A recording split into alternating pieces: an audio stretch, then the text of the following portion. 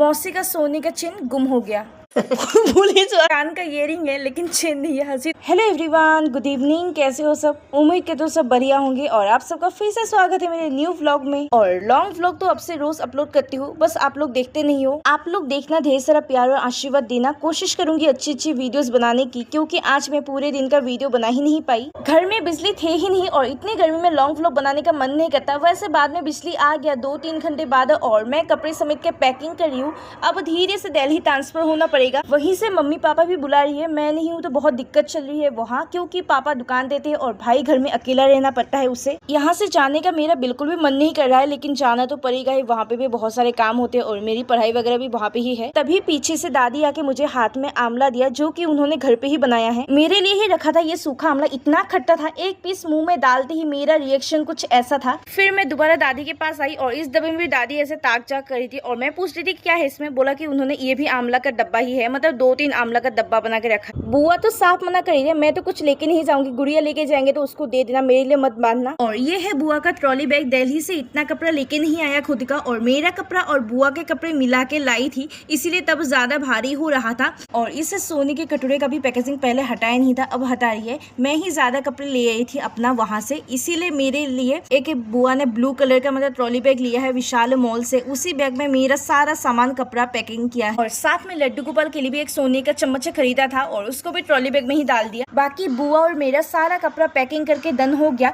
हमने 2-3 दिन पहले से पैकिंग करके रखा है ताकि कोई भी चीजें छूट ना जाए। सबसे ज्यादा तो मुझे इस बात की टेंशन हो रही थी कि जुबिंदा की तस्वीर अच्छे से मेरे साथ मतलब सही सलामत जाए, और इसको मैंने बहुत केयरफुली रखा है, मतलब ज्यादा नीचे भी नहीं रखा, एकदम कपड़े के साथ में ही रखा है बीच में। जितना भी सामान लिया है सब जरूरी चीजें ही है। और जब बाद में दिल्ली पहुंच जाऊंगी तो कोई चीज ना मिले तो बहुत गुस्सा आती है कि पहले इसको क्यों बैग में नहीं डाला। और बाकी का वीडियो नेक्स्ट डे सवेरे के सुबह का है। और आज से मौसी को गांव के वैद्य वाले डॉक्टर को देखने का 1 हफ्ता हो गया। और ये देख रहे हो ना, मौसी सुबह सुबह से मतलब चुपचाप बैठी हुई है डर के मारे। और मैं मौसी से पूछ रही थी कि क्या गुम हो गया आपका। वो तो कुछ बोल भी नहीं पाई, लेकिन जवाब बुआ ने ही दिया। कहा मौसी का सोने का चेन गुम हो गया, वो भी घर में। उनको पता नहीं कि कैसे गुम हो गया। उसी को लेकर बुआ और दादी थोड़ा सा गुस्सा है। असल में वो सोने का चेन था। वो चेन इतना प्यारा था, शनिवार बाजार से ही लाई थी बुआ, और वो चेन शनिवार बाजार में ही मिलता है और कहीं पे भी नहीं मिलता। बुआ ने कहा कि चल अभी ऑडियंस को भी दिखा दे, मौसी का गला भी कितना सोना है, कान में लेकिन इयरिंग जरूर है। और अभी मौसी देखो कैसे हंस रही थी। थोड़ी देर पहले तो थोड़ी सी सैड थी, अब थोड़ा सा इसी बात पे हंस भी गई है।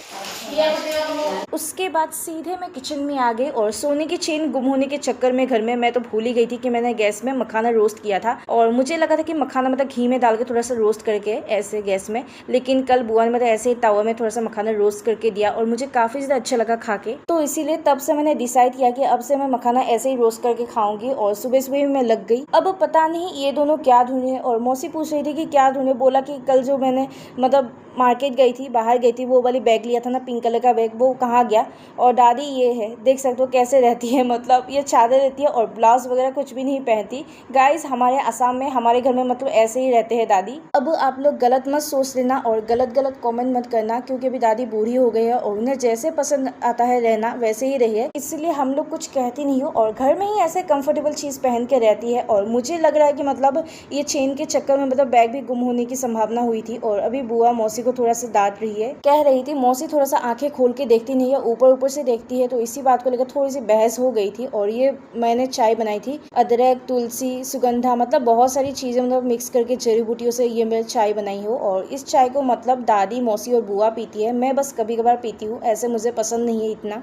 वैद्य जी ने कच्ची हल्दी लेकर जाने के लिए कहा था। मैं दादी से पूछ रही थी घर से लेकर जाएगी या बाहर खरीदेगी। बोला मैंने कब का बांध के बैग में डाल दिया। अब आधा घंटा हो गया है, ऑटो वाला भी बाहर ही खड़ा है। अब तक तो उस वैद्य के गांव पहुंच जाना ही चाहिए था। और यही पिंक कलर का फ्लावर वाला बैग है और ये हाथ का बैंडेज में मौसी को सही से ठीक नहीं लग रहा था, इसमें भी थोड़ा सा टाइम लग गया। और वो रही मौसी अभी घर से निकल रही है।